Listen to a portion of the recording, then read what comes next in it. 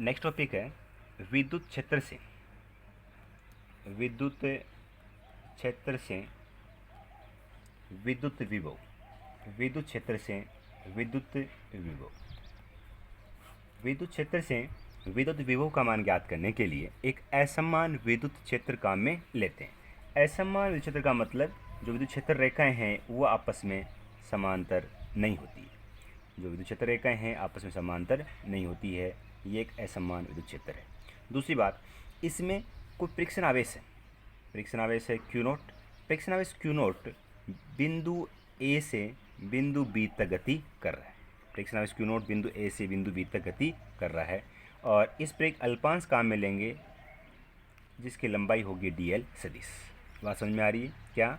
विद्युत क्षेत्र से विद्युत विभव का मान ज्ञात करने के लिए एक असमान विद्युत क्षेत्र काम में लेते हैं।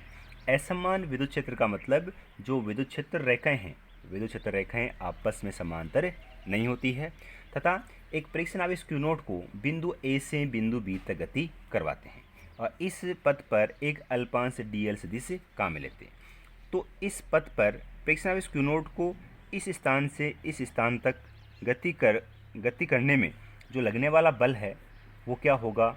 F सदिश is equal to Q naught into E सदिश। आपने पढ़ा था चूँकि विद्युत क्षेत्र ई सदिश इज इक्वल टू F सदिश अपॉन क्यू नोट।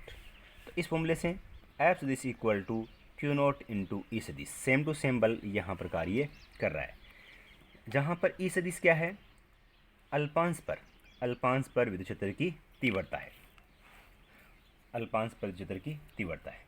उसके बाद में एकांक धनावेश पर, ये मान लीजिए क्यू नोट परीक्षण आवेश है, इसका मान 1 मान लिया जाए तो एकांक धनावेश को किसी बल F सदिश द्वारा, एकांक धनावेश को किसी बल F सदिश द्वारा dl सदिश विस्थापित करने में, एकांक धनावेश को क्यू नोट का मान 1 अगर मान लेते हैं तो इस एकांक धनावेश को किसी बल F सदिश द्वारा dl सदिश विस्थापित करने में क्षेत्र के विरुद्ध किया गया कार्य।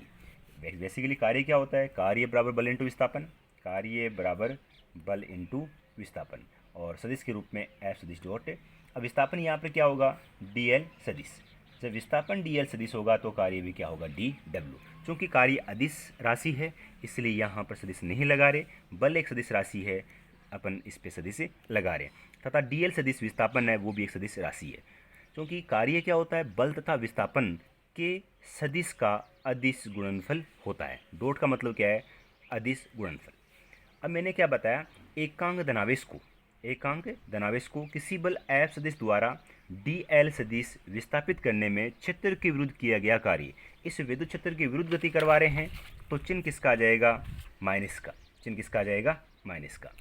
अब F सदिश की वैल्यू क्या है? क्यू नोट इंटू ई सदिश। ये वाली वैल्यू यहाँ पुटअप करेंगे, इसका मतलब dw is equal to minus Q naught E सदिश डॉट। यहाँ ध्यान रखेंगे सदिश केवल ई सदिश पर ही लगेगा, सदिश केवल ई पर ही लगेगा क्योंकि विद्युत क्षेत्र एक सदिश राशि है जबकि आवेश एक अदिश राशि है। तो ये F सदिश का मान रखा। dl सदिश क्या होगा आपका? dl सदिश। चूँकि q naught is equal to 1 coulomb, एकांक धनावेश माना है, इसका मतलब क्यू नोट का मान 1 कूलाम होगा। क्या बन जाएगा?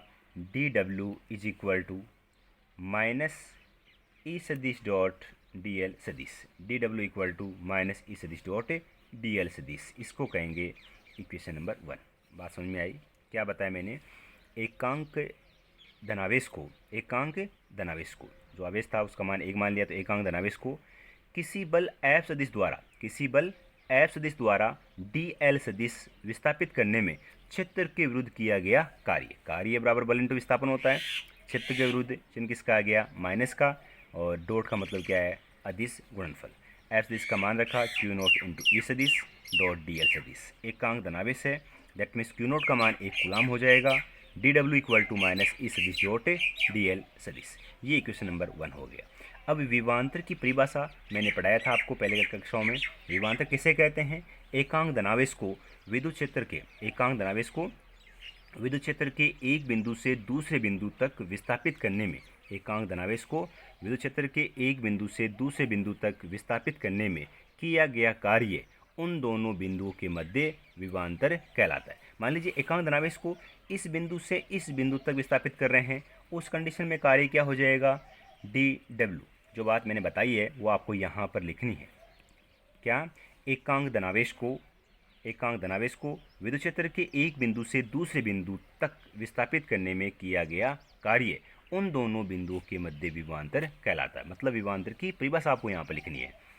तो एकांक धनावेश है, उसको इस बिंदु से इस बिंदु तक विस्थापित कर रहे हैं, तो कार्य क्या हो जाएगा, dw।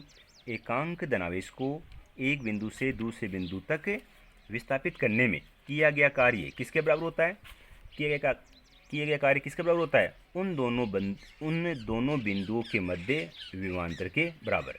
तो जो dl आपका दूरी थी, dl दूरी है, उसके लिए विभवांतर क्या हो जाएगा, dv। इसका मतलब dw is equal to dv। बात समझ में आई। एकांक धनावेश को एक बिंदु से दूसरे बिंदु तक विस्थापित करने में किया गया कार्य dw हो, तो ये कार्य का मान किसके बराबर होगा, इसी विस्थापन के लिए विभवांतर के बराबर होगा। क्या करेंगे, इक्वेशन नंबर 2 से वैल्यू रखेंगे नंबर 1 में। इक्वेशन नंबर 2 से 1 में जब वैल्यू रखेंगे तो क्या बन जाएगा, dv is equal to minus E सदिश डॉट dl सदिश, dv equal to minus E सदिश डॉट dl सदिश। तो ये जो विभवांतर है, ये जो कार्य है वो किसके लिए आया, dl सदिश विस्थापन के लिए। अपना उद्देश्य इस बिंदु a से b तक, इस बिंदु a से b तक ले जाने में विभवांतर का मान ज्ञात करना है। तो a से b तक विस्थापित करने में, अर्थात प्रेक्षण आवेश Q नोट को a से b तक ले जाने में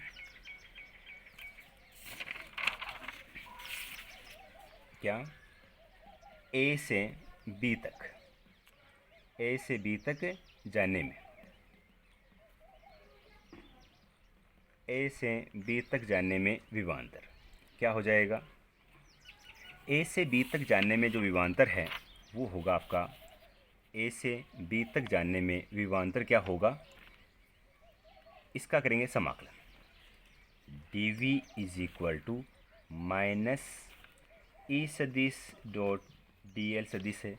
मैंने आपको पहले बताया भी था कि किसी भौतिक राशि का मान पहले किसी अल्पांश के लिए ज्ञात करते हैं, उसके बाद में संपूर्ण क्षेत्र के लिए ज्ञात करने के लिए क्या करेंगे, समाकलन। इधर भी समाकलन होगा, इधर भी क्या होगा, समाकलन।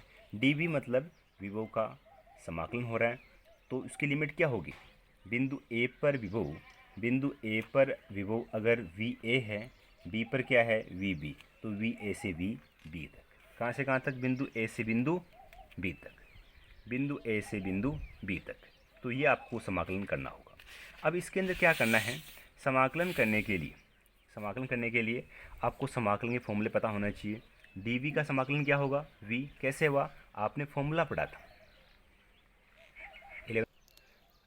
dx समाकलन, dx इक्वल टू क्या होता है, x। एक बात मैं यहाँ बता दूँ आपको, अवकलन और समाकलन के कुछ फॉर्मूला थे, वो आपको मैंने 11th क्लास में लिखवाए थे, आप उनको बढ़िया तरीके से याद कर लेना, क्योंकि अवकलन और समाकलन के जो फॉर्मूले हैं वो पूरी भौतिक विज्ञान में काम में आते हैं। कभी कोई सा एक फॉर्मूला बढ़िया तरीके से आपको याद होना चाहिए। तो dx का क्या होता है, x। तो इस dv का समाकलन क्या हो जाएगा, v।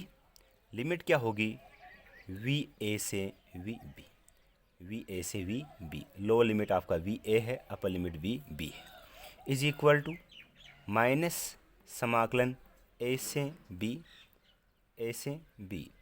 ई सदिश डॉट dl सदिश। उसके बाद में आपको बताया था ये लिमिट है लोअर लिमिट, ये अपर लिमिट है। इसको सिंप्लीफाई करने के लिए क्या करेंगे, सबसे पहले अपर लिमिट रखेंगे, माइनस चिन्ह लगाएंगे, लोअर लिमिट रखेंगे। जब अपर लिमिट रखेंगे v के स्थान पर vb, तो क्या होगा, vb माइनस लोअर लिमिट रखेंगे तो क्या होगा, va is equal to minus समाकलन a से b ई सदिश डॉट dl सदिश। तो vb minus va is equal to minus समाकलन a से b ई सदिश डॉट dl सदिश। तो ये फॉर्मूला आ गया किसका, विद्युत क्षेत्र से विभवांतर का फॉर्मूला। आज के पहले जो आपने याद किया था वो किसी प्रेक्षण आवेश Q नोट के लिए बिंदु A से B तक ले जाने में याद किया था, और ये फॉर्मूला है विद्युत क्षेत्र से विभवांतर का। इसके बाद में ये तो हो चुका किसका, विभवांतर का। किससे? विद्युत क्षेत्र से विभवांतर का फॉर्मूला।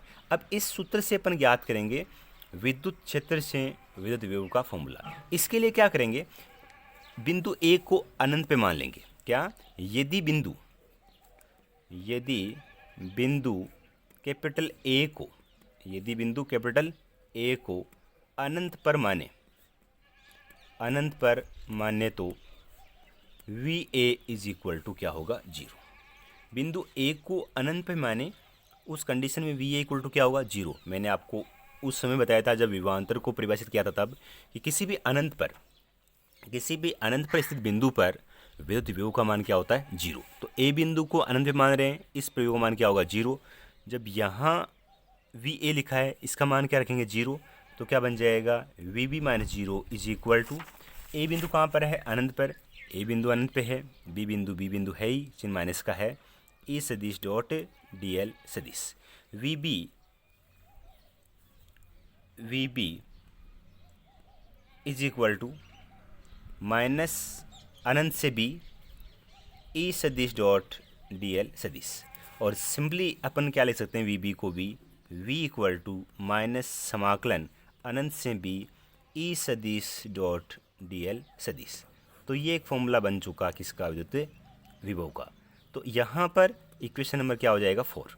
तो ये फॉर्मूला था आपका विद्युत क्षेत्र से विभवांतर का, और ये फॉर्मूला हो चुका आपका विद्युत क्षेत्र से विद्युत विभव का। टॉपिक क्या था अपना? विद्युत क्षेत्र से विद्युत विभव। तो ये वाला फॉर्मूला, दोनों फॉर्मूला इंपॉर्टेंट है। अब बढ़िया तरीके से इनको याद करेंगे। ठीक है।